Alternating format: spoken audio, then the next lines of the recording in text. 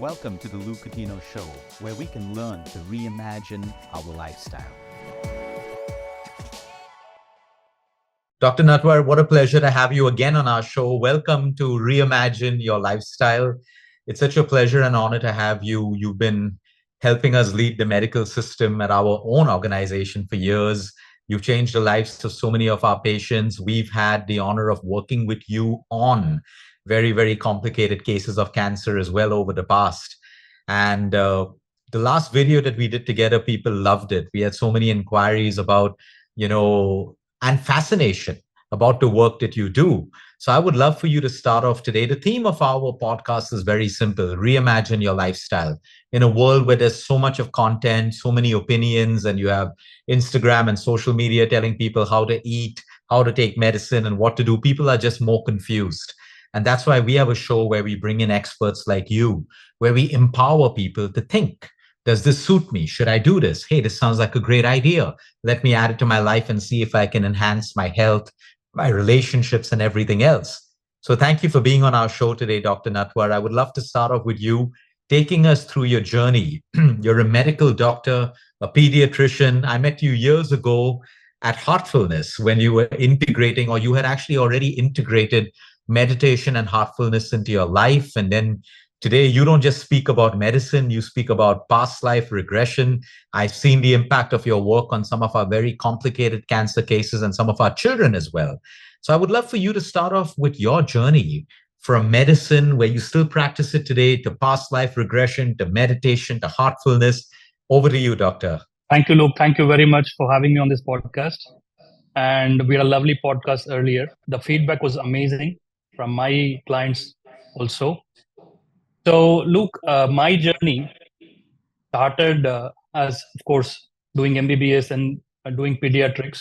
After that, I did pediatric intensive care. I have masters from London, MRCPCH. I was on a journey where I felt, boss, I'm doing good. I'm excelling. So I was a gold medalist. I was a national gold medalist. All that set apart. It kept me on a platform where I felt, wow, this is what it is.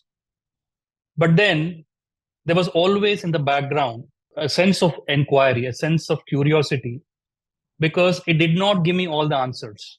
If I recollect the journey, the seeds began in my residency in pediatrics when I was doing rounds. This was a kid with a blood cancer, 4-year-old kid who had completely lost his hair. He was emaciated. And when I was checking on him, I saw his brother sitting there. He looked completely different from him. When I asked his mother, she said, yeah, they are identical twins. I said, what? So that was a shock. She showed me a picture where they were just 6 months ago, they were like fantastic, identical twins you can't make out. And when I came out of the room after doing the rounds, I felt, what happened to this kid? If you look at genetics, they are 100% identical. They spent 9 months in the womb, right?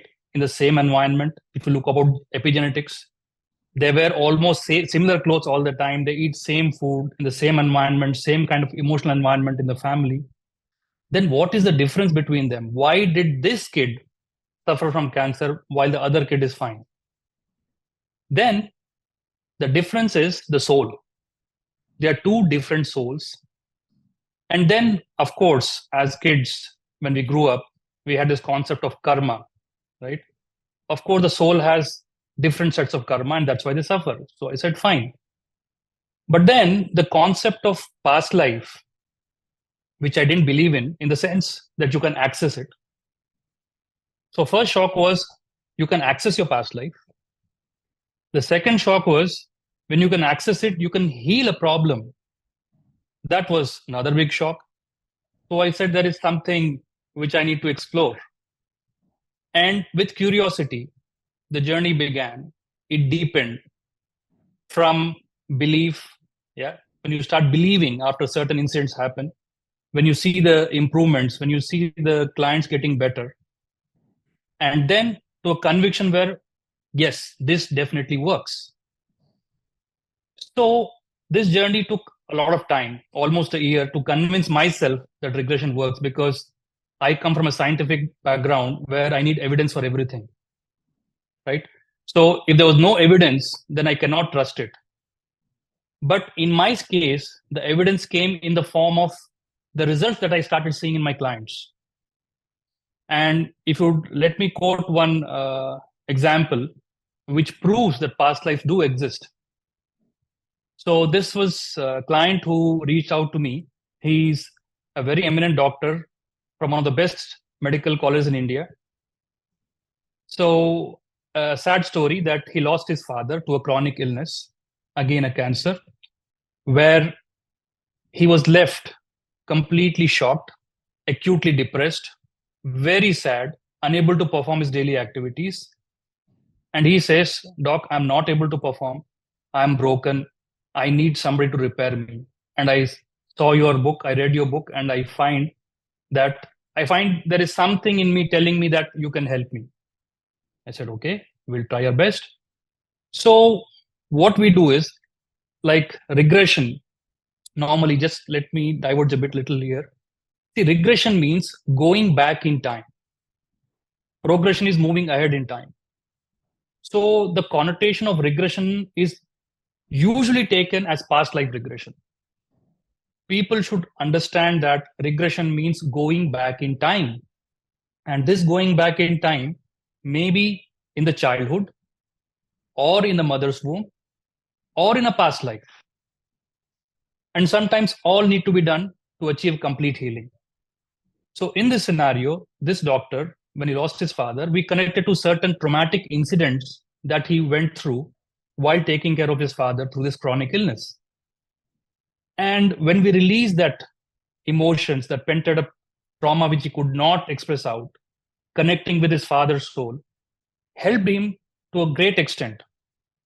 So after the session, on a follow-up, which happened after 2 weeks, he told me that he's 70% better, but 30% he still gets those bouts where he cries like a kid, because he had a beautiful bonding with his father, and his father treated him like a friend. They would go on holiday trips together, they would play sports together, they had a wonderful time, and that's what he missed most. And his father was a very simpleton, a government employee, led a wonderful life, never hurt anyone, very noble person. And his father gave him a word, don't worry, I'm going to come back as your son. Mhm. So I told him after the session, look, doc, when souls like your father give a word, they usually fulfill it. That's my experience. And they design it in such a way that they come back to you. So just wait and watch. So he was happy about it. And 3 months after the session, he calls me jubilant. He said, Doc, can you believe my wife is pregnant? Right? We are very happy. So he had an elder daughter who was about 1.5 years old. And we are really celebrating, waiting for my father to come back. And he would call his father Babi. That was the nickname. So what happens? 9 months, delivery happens, and he calls me, and I'm looking at the phone, and I recollect, wow, it's 9 months, so he's going to give me good news. So I'm excited. Hi, doc, how are you? But he sounded pathetic. He was crying. He said, Doc, I've lost trust in you. I trusted you, I lost trust. I said, what happened? Tell me first. He said, yeah, I have a daughter, second daughter. I said, why are you sad? Why are you crying? No, my father told me he would come back as my son. I said, look, soul doesn't have a sex, right? And after death, when the soul leaves the body, it has time to basically do a retrospect. The soul decides, the soul plans its life. It makes choices based on whatever collective karmic baggage they have from multiple lifetimes to go through this lifetime. So I tell him, please don't worry, just wait and watch, right? And don't feel dejected. But he won't listen to me. He said no. And he was miserable, absolutely miserable, not wanting to even, play with the kid. But I think 6 months later, he calls me again. And this time, I'm little apprehensive to take his phone call. But I still take his phone call, and he says, "Doc, I'm so sorry. You know, my father is back." I said, What makes you say so?" He says, "My elder daughter calls my younger daughter Babi. She doesn't call her sister like sister, calls him Babi. And one night she woke up and said, Babi is not well." She said, "There's no Babi. Babi is gone, beta." "No, no, no, this is Babi." And half an hour later, the child is continuously crying.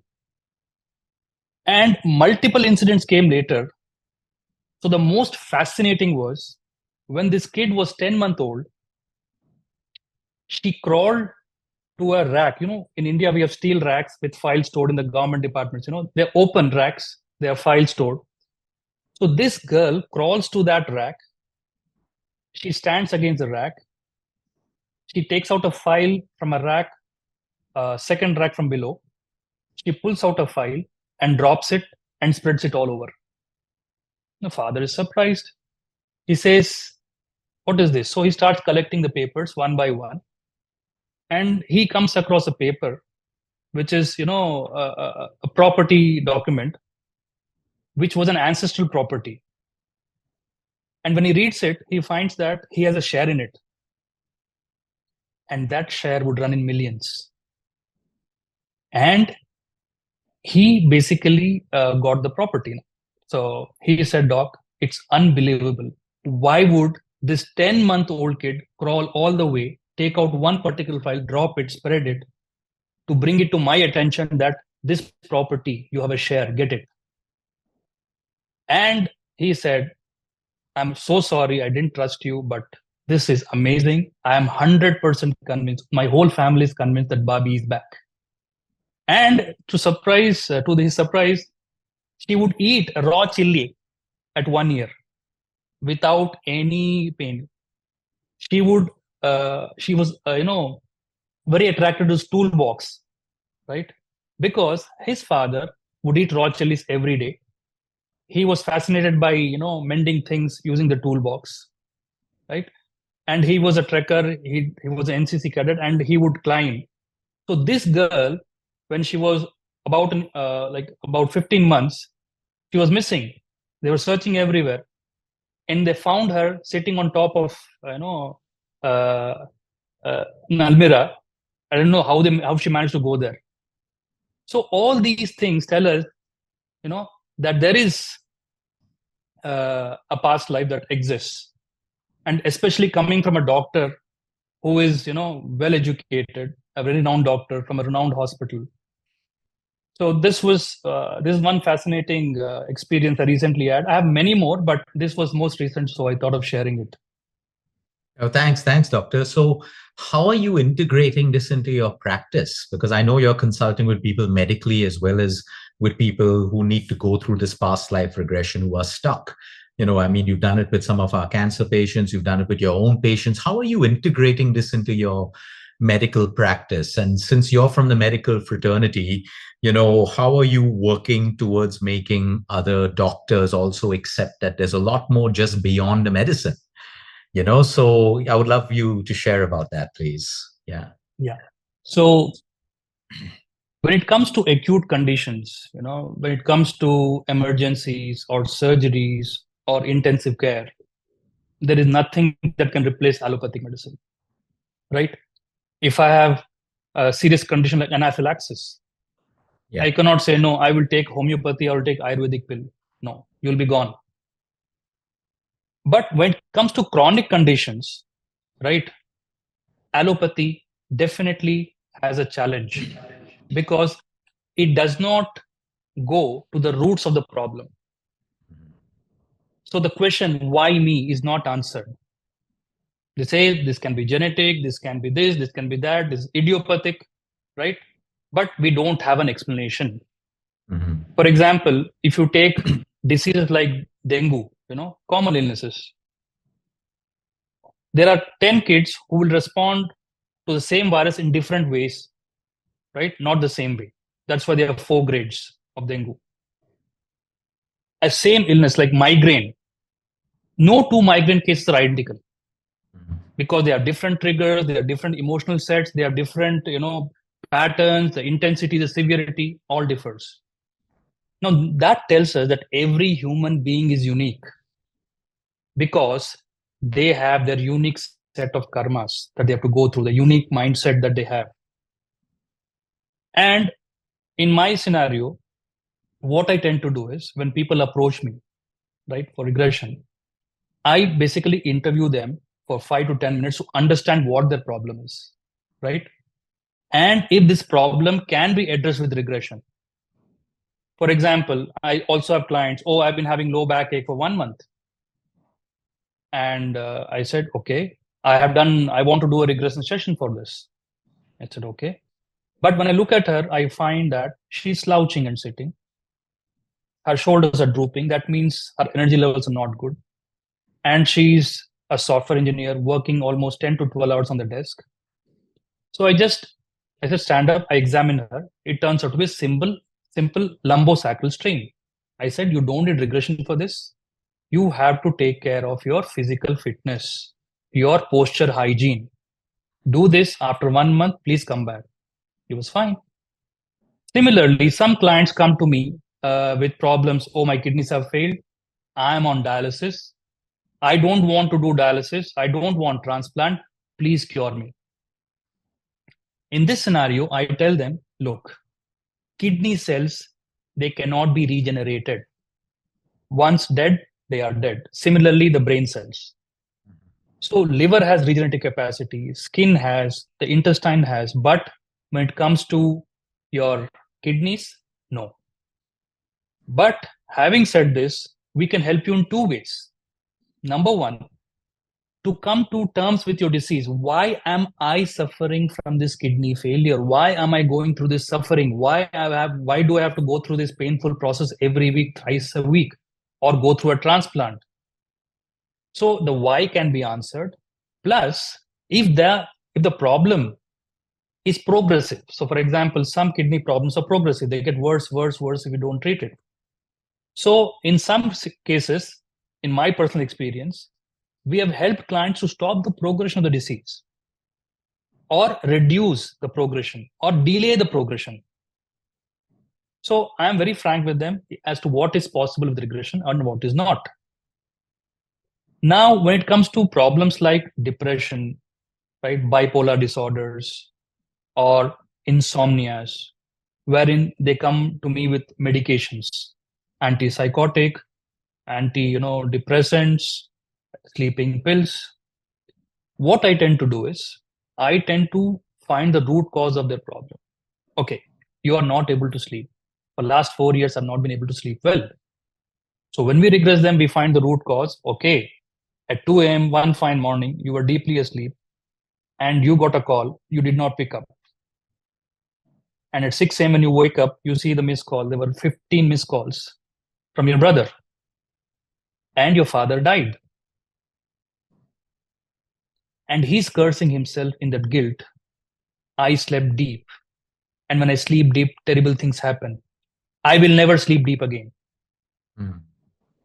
So he trained his mind to be always alert, on the tenterhooks. No, something bad can happen. Something bad can happen. And this is when you treat this problem, right, we let go of it, we bring the new understanding, and then slowly taper off these drugs. So my target is, in the next 3 to 6 months, to get them off medications. I always give them an example. No, doc, I came to you to stop the medicines right now. I said, no, there is something called dependency that you develop by using these medications over a long run. And to suddenly withdraw them, you might have withdrawal symptoms. Things might get worse. So it needs to be done in a slow and with a proper review.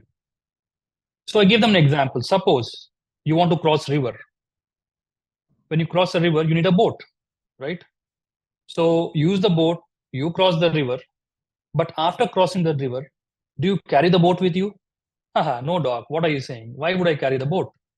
So I said, look, now use these medicines as the boat to cross this phase. And once you're on the other end, leave the boat behind.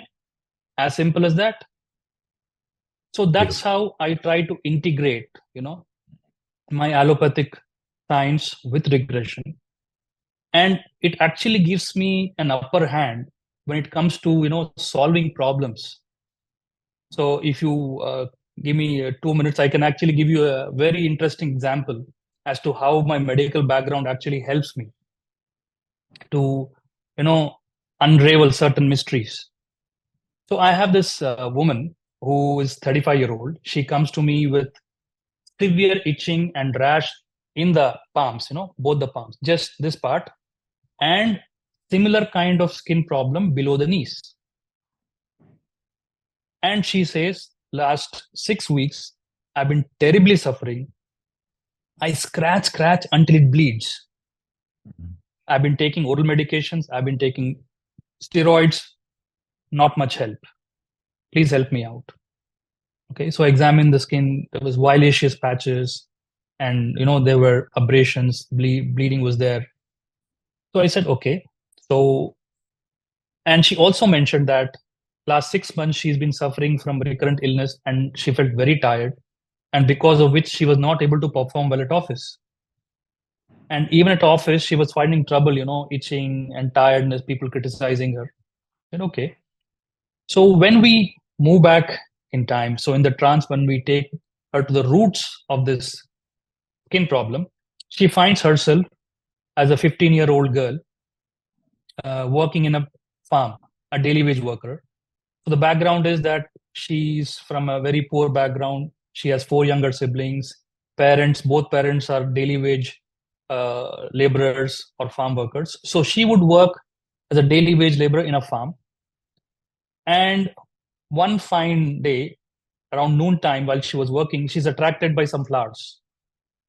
So she goes in that direction, and on the path, she has to cross a bush, it's a thorny bush, and by accident, she gets caught in the bush, and she gets multiple pricks in the feet first. So what is she trying to do with the hand? She's trying to remove from the leg, in the feet and legs. But in the process, the hands get poked, and she's finding that she's not able to come out. So she screams for help. And then few people gather around her, all are surrounding her. But one old man says, please don't go near her. Please don't go to that bush. It's poisonous. And she's sounding very helpless. Nobody's coming to my help. She's very angry, very sad. And slowly she loses consciousness and she collapses. And she says, my bleeding is not stopping. So I was wondering, what is this thorns pricking and bleeding not stopping? Sounds very strange. So at this juncture, Google comes to my help.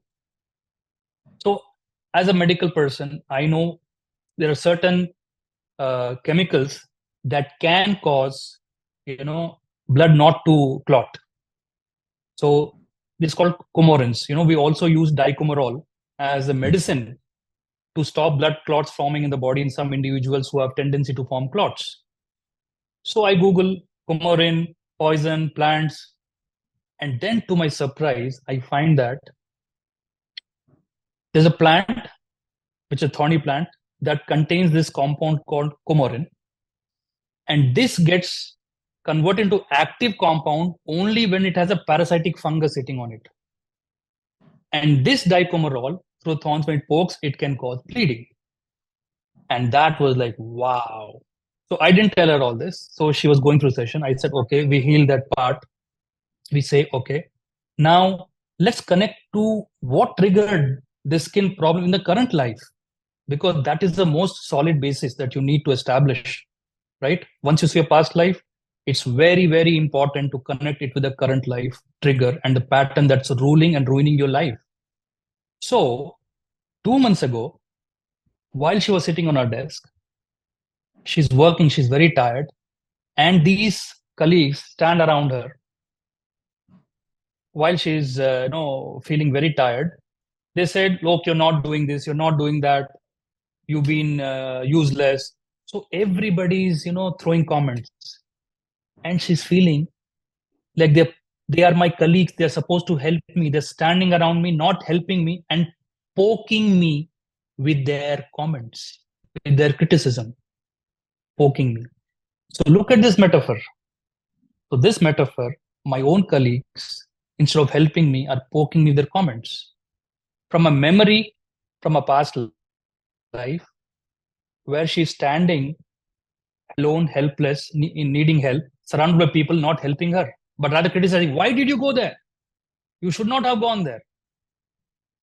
So that was the thing. So we finished the session gets over, and she's saying, what was this, doctor? I mean, I said, look. So I explained to her, these things do exist. And the best part was, after 2 weeks, she comes to me, says, no more itching, completely vanished, no medications. So this is how, the work takes its depth to the roots, to really understand the core of the problem. So that now you're not, and she said, the best part is, doc, now I don't feel bothered by my colleagues around telling me anything. Because these are people who don't even have some humanity to see the pain of other human being. So I ignored them. I'm not bothered. So the emotion also is out.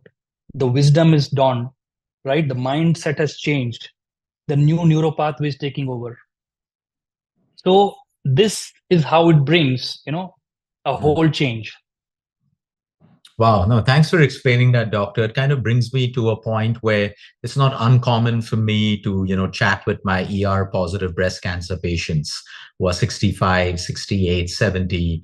And then they break down and they start talking about when they were molested as a child, 4 years old, 5 years old. The memory is vivid. They can't remember a lot when they were 4, but they can remember this experience. They can remember how they feel. They can remember how their parents, some of them told their parents, some of them didn't tell their parents. Unfortunately, the ones who told their parents mostly got told that never tell this to anyone, or some even got told that this is your fault. So don't tell anyone about it. No one will marry you. No one will love you if they come to know about this. And we've had so many breakdowns in our clinic where these ladies finally, because we're leading them towards this discussion to find out, they're going through chemo after chemo, everything in their life seems to be good. And then they break down and they cry. And we have so many of these women after that release of emotions. Their healing is miraculous. Their side effects of the chemo go down, their hair's growing, they're feeling better compared to the first cycles of chemo when they were feeling miserable, not wanting to do it, felt like it's killing them. How does this emotional release actually work at a cellular level? Just the release of it. And we've had people saying, I've never spoken about anyone and no one's ever asked me about this. So you're the first person I'm speaking to. And they cry and we just let them cry, because what do you do when someone's crying that bitterly, But how does it work at a medical level and at a cellular level that after this emotional release, they just start feeling stronger about themselves? And then because of this suppression or repression of emotions, they've been scared of men. So they've messed up their relationships.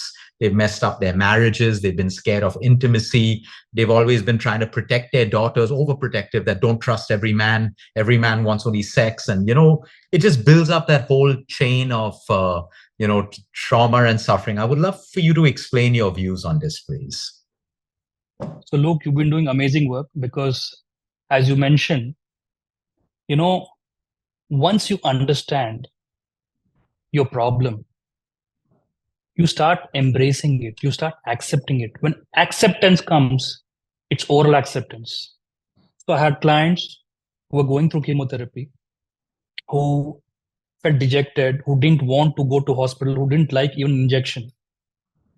When they understood the root cause of their problem, they said, fantastic.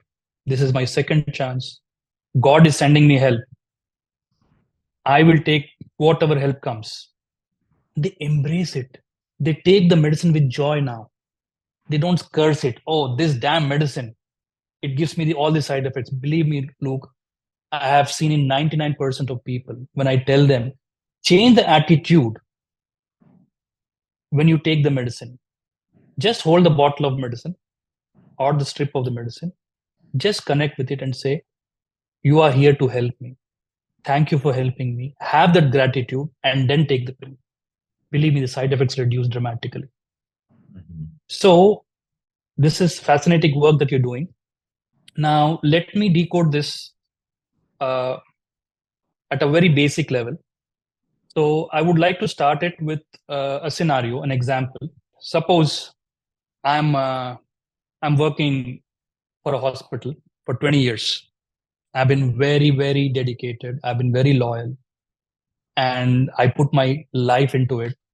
The hospital grew 100 times in the last 20 years under my supervision and guidance. And one fine day, the medical director calls me and says, Dr. Natwar, you're fired. How will I feel? First is shock. My thoughts will be like this. What is this? What happened?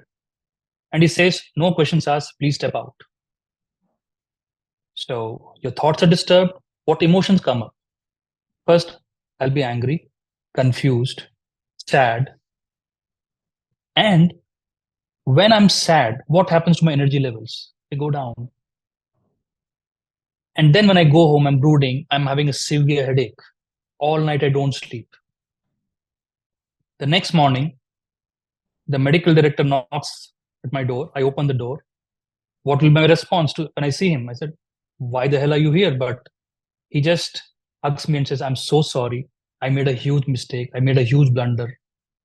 Somebody, manipulated and basically got you into this position. I'm extremely sorry. Please take my apology letter. And this is a 5-year bonus that I want to give you. I want to give you a pay hike. So what will be my thoughts? My thoughts will be first, it's a relief. Come on, how much hard work is put? It's a relief. Though in the background, you'll still feel hurt, but suddenly the thoughts change, right? The emotions feel joy. And when you're joyful, the energy lifts up and you'll forget your headache, right? So now, when you want to decode it in a stepwise manner, thoughts, emotions, energy, physical body. So we have these 4 phases, how disease manifests in the physical body.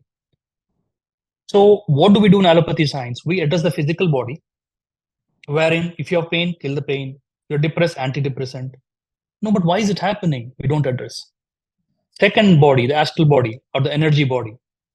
So we have healing techniques like pranic healing, Reiki healing. We have quantum healing that address the energy body.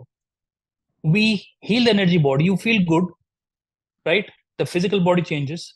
But then, for how long? Not long, if people have experienced it. Because the third body, the emotional body, is now affecting. It's like if I have a hole in my roof, the dust will keep falling or the water might keep leaking. So then I address the emotion.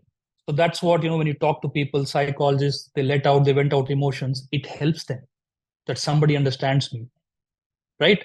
Beyond the emotions lies the thoughts. Now, where do these thoughts come from? So in regression, we go to the source of these thoughts as to where it started. So where we change the thoughts, thought process is changed.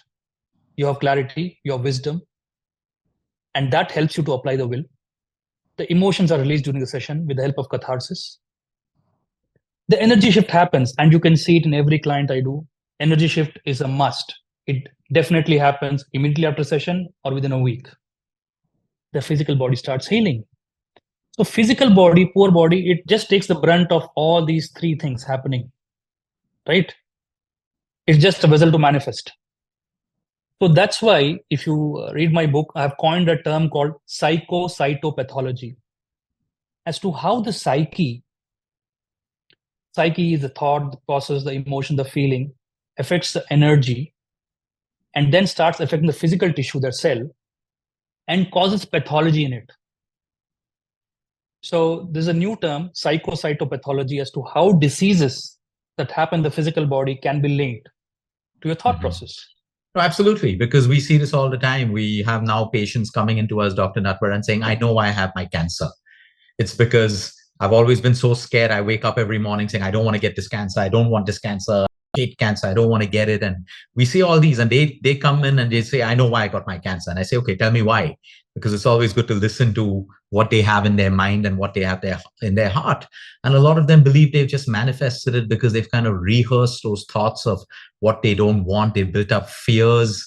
They've eaten food more with fear. I'm eating these berries because I don't want to get cancer. Not I'm eating these berries because I want to be healthy. So I completely relate with what you're saying, Doctor. Yeah. Doctor, I mean, I want to talk about, I remember calling you up once late at night where I had a client I was treating for many years. Many years ago, I wouldn't really believe in evil spirits possessing people. And I had this little girl who was possessed, and her mother had called me up in the middle of the night and put that little girl on video call, where in front of my eyes, I could see my first ever case of a young girl being possessed, speaking to a spirit, changing her voice in her response to the spirit. And I saw that happening. And the only thing I could do was call up Dr. Natwar at that point, because obviously I was absolutely lost. The mother was lost. She reached out to me, and within an hour, the mother messages me back and saying, hey, Dr. Natwar, fix this. I still never got a chance to speak to you. What did you do on that particular case? Because the mother sent me videos later showing her daughter, fast asleep, sleeping beautifully, cuddled up with the dad and stuff. So I really want to ask you, because I know, I've dealt with a woman whose children, two very fit teenagers, 16 and 17, beautiful, model material. All of a sudden, one day, the boy stops being able to write, the girl stops being able to move, then they're chained in the hospital, they're screaming, they're whatever. And then I think this whole issue of getting into details finds out that one member of the family was trafficking, sex trafficking of children. And the whole point was until he stops that, the family below wouldn't stop suffering. And I mean, I've seen all these cases, which made me at first resist everything because it doesn't make scientific sense to me. But today I'm a huge believer of energies and evil and aliens, and we talk about that later, but it's all there. So I want you to talk to me. What happened with that girl? What did you do? What did you see? And what methods did you use? Because I'm sure in our audience, in our country, many people go through these things, and at least now they can know that, hey, there is a path that we can take if we think this is happening. So look, it's a very important topic and it's a taboo. And even me, I'm very careful when I talk about these things. To give you a background, see, as a kid, I was scared of ghosts. I wouldn't even go to pee alone, to a point where I came to a conclusion when I was a teenager that ghosts don't exist. This is all nonsense. Complete non-believer of such things. Scientific bent of mind made it more, stronger, this belief system, until I was hit one after the other with my experience with my clients that completely changed my perspective. So tell me, Luke, do ghosts exist or not? What is your opinion? Yes or no? Do they exist or not? Yes, I believe they exist as energies. And whatever I've experienced in my life, touch wood till now, has been a great energy, because I've been in places where I've been in a hospital, I've been in a home of someone where I've actually seen, it's broad daylight, I'm sitting with a couple of family members, and I've seen like a silhouette of a man walk through this wall. I ran to the next room. I've seen him walking through the next wall, and I'm very calm. I don't have an evil feeling. I don't have whatever. And I just went back sitting calmly and then started conversations with the owners of that place. And it was an old hospital, and that home was the ICU. And then it just started making sense. I've been in hospitals, I've been with patients who are dying, and I feel these energies around me. I've never felt an evil energy, touch wood, but I absolutely believe, whether you call it a ghost or whether you call them energies or spirits, I do believe in them 100%. Yeah. Yeah. So look, let me give you a background on this. I would use a centric approach because I'm going to take the side of science and also spirituality, but I will still have a centric approach. So when you look at the literature, all the religions, all the books, you have the mention of Satan. They mention jinn or Ruh in Islam, Pret, like Dev and Danav. So every religion has this concept of spirit or ghosts or demons or devils, right? And we hear these stories from childhood. And who tells these stories to us? our grandparents. And especially when they tell these stories, one side you're very curious, you're very excited. On one side you're holding them. Don't leave me and go while you tell the story. So as a kid, when we are imaginative, when we are fantasizing, and when our mind is molding up, these stories, they do create a deep impact on our minds, right? Plus, parents, how do they use these spirits as a tool? Khana khale, eat food, otherwise Baba will come back. Oh, look, he's watching. So they want to get the job done. They want them to finish the meal, so induce. And then friends, colleagues, I heard a story. So when we grow up, most of us grow up with this strong thing that exists. But when we grow up, when we see, Arey, come on, I've never seen a spirit. I've never felt it. How can you say it exists? So there's a quote, what the eyes don't see and the mind doesn't know doesn't exist. So I would like to, speak in favor of this and also speak against it. I'll come to that in a moment. So let me start with this client story.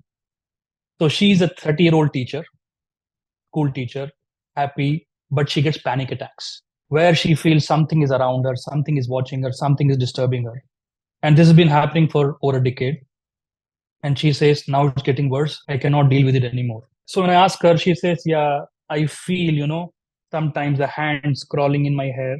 In medical terms, it's called tactile hallucination. So when I perceive something in the absence of a stimulus, that's a hallucination. So there is nothing on this table, but I feel there is a small football here or small ball here. Delusion is there is a ball here, but I perceive it like a glass. So that's a delusion. Illusion is similar to delusion, but it's magical, where how magicians make it happen. So what she was going through was hallucination. That means tactile hallucination. Somebody is caressing her hair. The second hallucination she would have is auditory. She would hear sounds. The third hallucination is olfactory. She would smell a dirty smell of a dead body, like crazy dirty smell. And she said, nobody trusts me. Nobody understands me when I tell them this. Look, I am sane. I'm not mad. I'm not crazy. So I said, I trust you. Don't worry. Let's start. So when we go to the roots take us to a childhood event. When she's 5-year-old, she goes to Kerala for a family holiday. Summer vacations, you travel to live in your village. And her cousins took her, out to play. And there were about 7-8 people. These elder cousins, they said, look, Jay has a story to tell about ghosts. She immediately, no, I don't want to hear.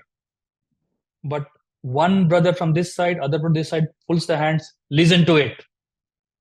And she's scared. And this guy is saying, on the tree is a ghost that turns its hands like this. Its head rotates like this. Its legs rotate. And she's terrified. Evening while she's walking, she's just looking at the tree and turning, looking at the tree and coming back. And the worst part is, she can actually visualize the tree from her room where she's sleeping through the window. So she's tightly closing her eyes. And she starts developing bedwetting from this day because she's panicking, she's terrified. So what happens? This session gets over. We heal that inner child saying, there's nothing. Look at the tree, look at ghost. So we heal that part. After 3 months, when I review her, she says, yes, my panic attacks are completely gone. But I still sense the spirit energy, but I don't feel scared of it. There's no fear component. I just say it's okay kind of thing. So the next session begins where I take her, and this time it was completely shocking. So we give an intent before we start the session to find the root cause of this mystery. So when we personify this problem, a shadow enters in. Doc, this shadow looks scary. Please don't take me there. I said, no, you don't have to be scared. Look at the shadow. It's a black shadow. I said, what kind of black shadow? It looks like a female. She says, I said, walk around it. What does it feel like? She says, it's a girl. Oh my God. She says, oh my God. I said, what happened? She's my friend. She's Divya. I said, okay. So what happened? And she starts to cry. And then she narrates that she was a best friend. She didn't tell me this story earlier when I was taking history. She completely forgotten this. In the session, she narrates that, she was a best friend. She was a roommate. She was having affair with multiple boys. And finally, she hooked on to one guy whom she wanted to desperately marry and settle down. But this guy betrayed her. So what she does, she hangs herself. She commits suicide. When she opens the door to enter, she sees her hanging and she collapses. And when she wakes up, the body is brought down. All other friends are gathered around. They're taking her to hospital, but she's dazed. She's completely confused what has happened. And to her surprise, what actually happened? Her life started changing. From then, she started sensing these energies. And two big things happened in her life after that. She became very promiscuous. And she didn't know why she was doing it. She went crazy. And she could not express it because she was shy to tell this out. And she starts sobbing. Oh my God, now it makes complete sense to me. From a girl who was completely, orthodox, who would never even talk to a boy, I turned into a completely different person. And when that energy is released and we send this energy to light, right? So now you may ask a question. Is it possession? Is that the soul has not moved on? In my case studies, I can give you real hardcore examples, but I'm just starting with a very mild example like this because for the crowd to open up. So when somebody dies, the soul has to be aware it's dead. If it's not aware it's dead, it doesn't know that it has to move on. It gets stuck to the body. No, I want to enter you back. It can't happen to me. No, I didn't die. Sudden accidents, right? Boom, what happened? Oh no, I'm driving. No, look behind. You're decapitated, you're dead, you're finished. Then the realization comes, right? So awareness of death is very important, number one. Number two, at death, when the soul is confused and somebody who loves that soul approaches, I can't let you go. Please don't leave me and go. Please stay with me. Okay, my dear, I'm with you. I'm going to stay with you. So you create a void inside you out of fear, guilt, or deep sadness that helps this energy to latch onto you. And then it's like energy pollution. Now this energy assimilates inside you, right? And you're a different person slowly. And you don't even realize what has happened. It becomes part of you. Now, this can be in extreme situation, rare situation, the whole soul residing with you, that is possession. But in most instances, it is a part of that energy of the soul that you hold on to it. Oh, my grandpa, I can't let you go. Don't leave me and go. Hold his hand. So it's like amputating his energy hand, keeping him with you. Nahi, Dadaji, aap mujhe chhod ke mat jao, please. So then that part remains.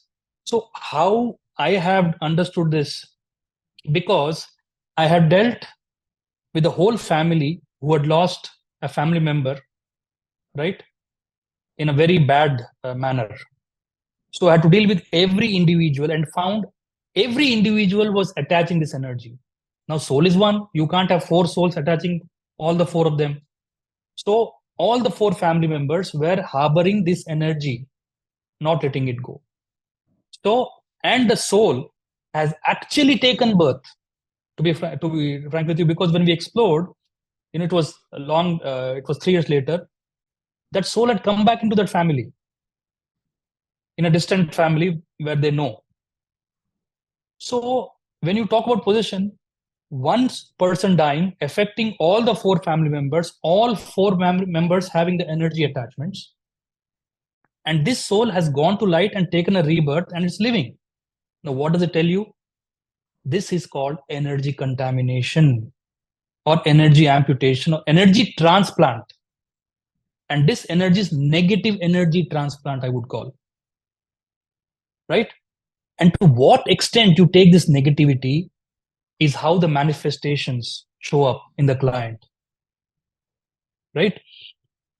So now, after this session, her tactile hallucination went away. She stopped olfactory hallucinations. She did not feel energy. She's completely fine. And the best part is she would get this pareidolia. Pareidolia is a phenomenon wherein it's a tendency to form meaningful images out of random patterns. She would say, look, I'm holding a glass and suddenly the glass breaks. Paranormal phenomenon. I'm putting a lamp, there is no wind blast, it goes away. So many things, all that stopped. Now, how do we explain this? I read about a scientist. His name is Dr. Rognini from Switzerland. He conducted an experiment.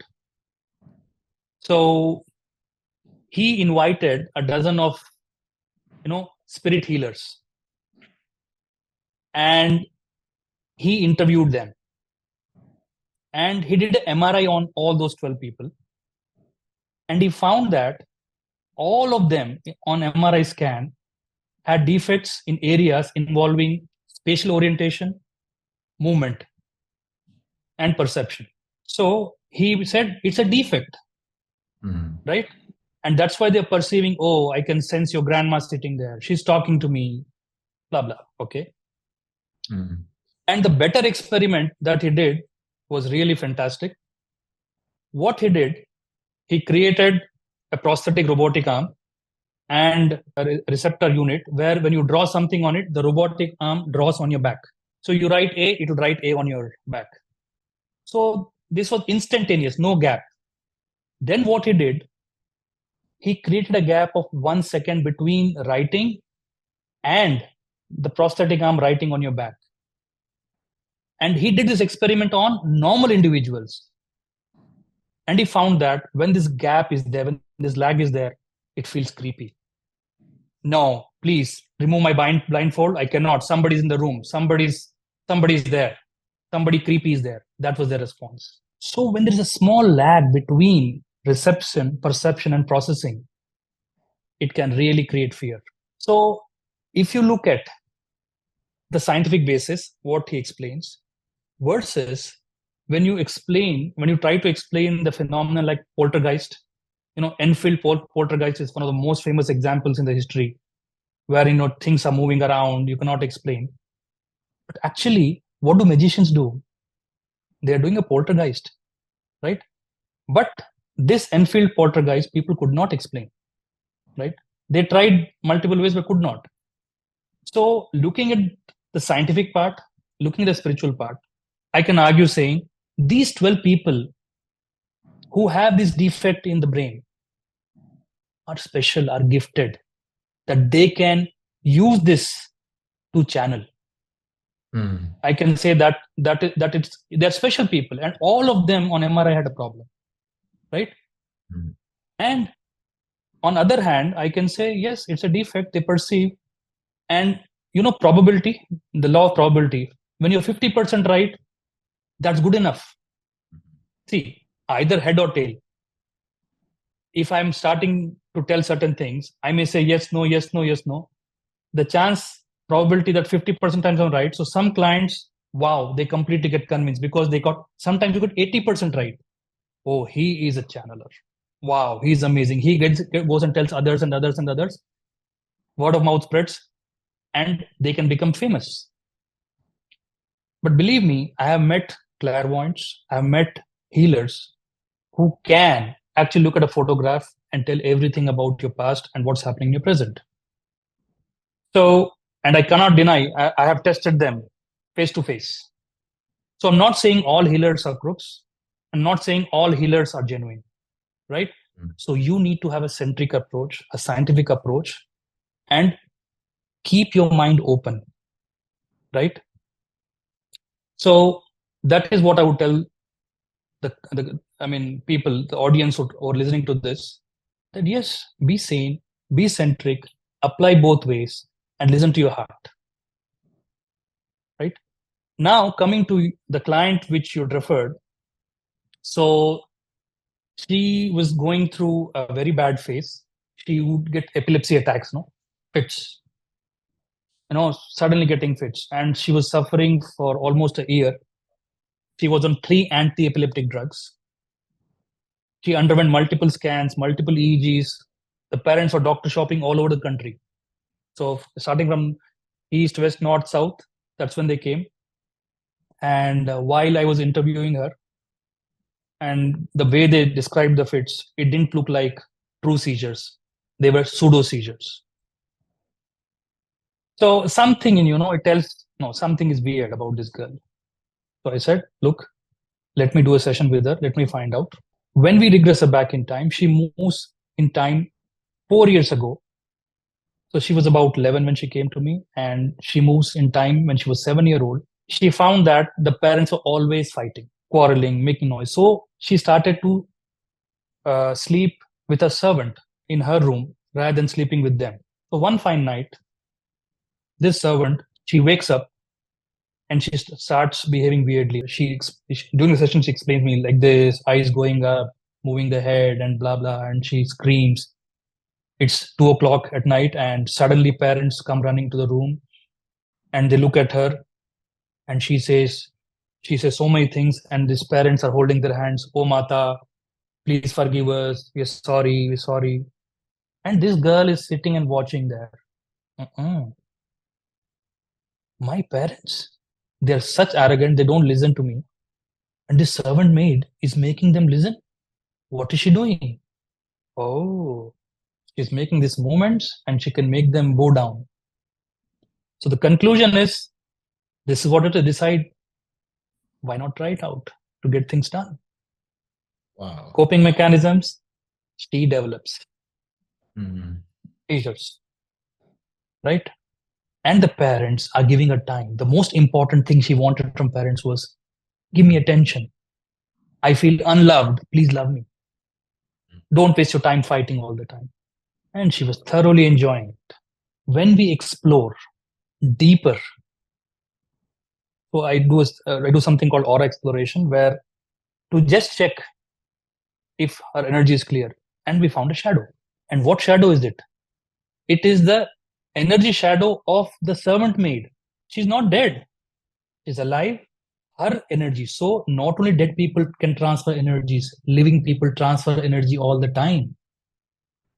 She transferred a huge chunk of energy into her because she would do some voodoo things, right? She wanted revenge kind of thing. So she used her as a tool to, disturb the parents.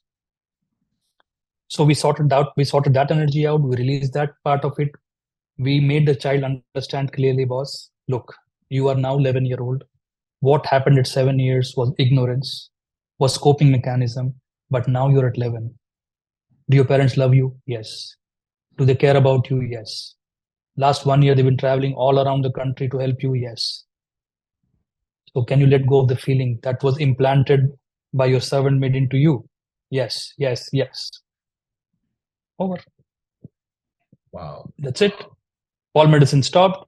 Absolutely fine. And I stopped the medicines.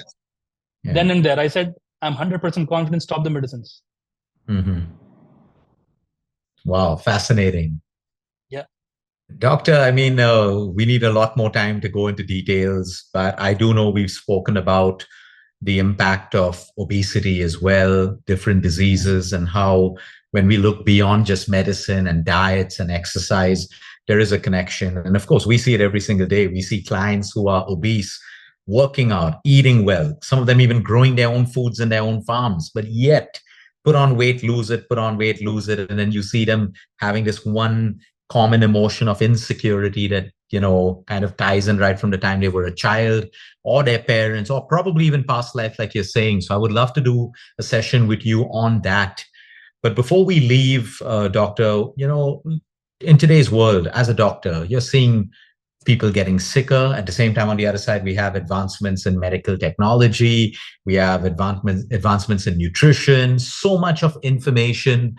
What's your message to the world out there? Because I know there are two sides of the world, a part of the world that's trying to show everyone that they're happy all the time. Everyone's traveling, everyone's splurging money, most people are. But we know on the other side of it, a lot of these people are highly depressed, sick, suffering. So when you look from a scientific point as well as the spiritual point, what's your message to people out there who are really struggling? Where can they start? You know, See, a lot of them are just dependent on medicine, but they know medicine is not fixing them. Then they come and say, hey, Luke, give me a diet plan. And where they're trying to tell them, hey, it's not a diet that you need. A lot of them, their soul is empty. A lot of them just don't feel loved. Some of them don't have approval from their parents. And that's the only thing they're chasing through drugs and sex and everything else. What's your message as an expert, as a medical professional, as someone who's gone so deeply into past life regression? What would you leave our audience, doctor, before we end today? So, Luke, this topic, we can have at least 10 podcasts on this. With different examples, with different things. But to brief you out, the first thing I would like to tell the audience is, please, one addiction that you must reduce here and right now is screen. Believe it or not, it is roasting our brains. Yeah. I've been telling it for last 7-8 years, but now recently there's a study published clearly saying that screen is roasting our brain cells. Mm-hmm. It is reducing the attention span. It is reducing the concentration. It is taking away the focus. It is making you anxious. It is making you depressed. You name it, it's there. It's destroying your vision. Right? Yeah. Can I also add in, I know it sounds, without being derogatory, it's also making you dumber.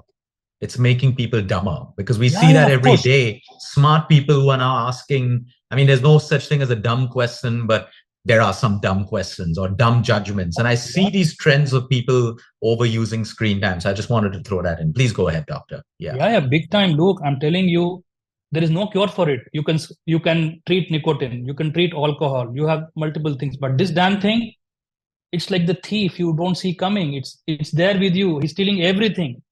He's stealing the most important thing that you have, your mind. Yeah. The biggest thief today is the screen, believe it or not. And I can quote one quote from Bhagavad Gita. So it's a very beautiful quote. So bandhuratmatmanastasya yanatmaitva jitaha, which means if you can conquer your mind, you can achieve any heights. But if you become the slave of your mind, it's the worst destruction you can face. So please don't fool around with your mind. Defame drugs, alcohol, smoking. No. You should write on the screen, health hazard. On cigarette packets, they write health hazard. No. Wake up, people, wake up. This is destroying us. So it's stealing the best thing that you have. And there is a series that everyone must watch, Social Dilemma, on Netflix. Oh, mind-blowing. The people who work for the social media companies, they come out and they are telling, boss, they are manipulating you every moment. They are feeding you more and more with the information that you actually thrive upon. Amazing TV series, must watch.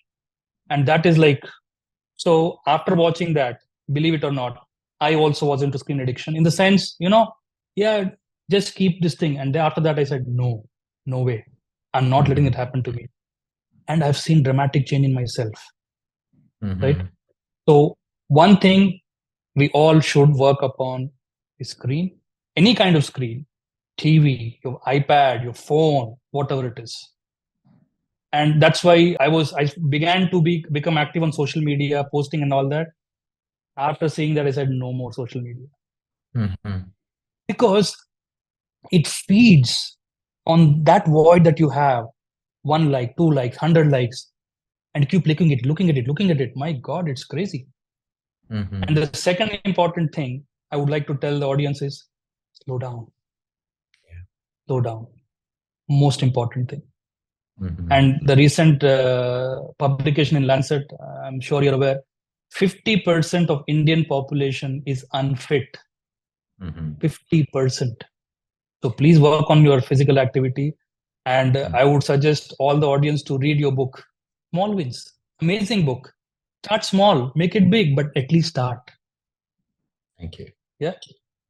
Oh, thank you, doctor, for that. Last year, I think it was around this time, our entire team decided to go off social media for about 9 days of screen time. We said we're going Detox, off. yes. We said we're going Is it? off. And I'm telling you, not one of us wanted to come back on. It was difficult the first day. Many of us actually opened Instagram by mistake, but we immediately went off it. By day 7, none of us wanted to come back on. That's how fulfilling we felt. Of course, the first 2-3 days is like any withdrawal symptom. But I think I'm going to reach out to you to see if we can drive more awareness and maybe lead from the front for a campaign that can actually really push people to minimize their screen time, because I understand the importance. I've spoken at many YPO chapters around the world. You've heard of the YPO chapters, and every chapter was always about health and fitness. When I did the New York chapter, number one, everyone in the audience, fit, women, men, absolutely physically fit. Not one question on health, disease, immunity, cancer. Every question was on how do we break away from screen time and social media and sleep. Just these 2 questions. And we had a 1.5 hour discussion. 90% of this was probably billionaires, or probably they were all billionaires in this chapter. But that was the only thing that they felt they were out of control in their life. And so what you say is a powerful message. Dr. Natwar, thank you so much. It's always a pleasure, talking to you. Thank you for all the children you help and even adults through your medical practice and past life regression. I've seen your work. I respect it. I honor it. It's opened my eyes up to so much more of things that we should believe in this world, when we see it happening, and not think that just what we know is enough. So thank you so much. I'm looking forward to our next podcast with you, where we talk about obesity and we talk about past life regression and we talk about medicine and nature as well. So thank you so much, Dr. Natwar. It's always a pleasure. Thank you. Thank you so much. much. Lovely. Thank you for having me. Stay tuned for more. We're going to continue our journey, learning, sharing, and evolving.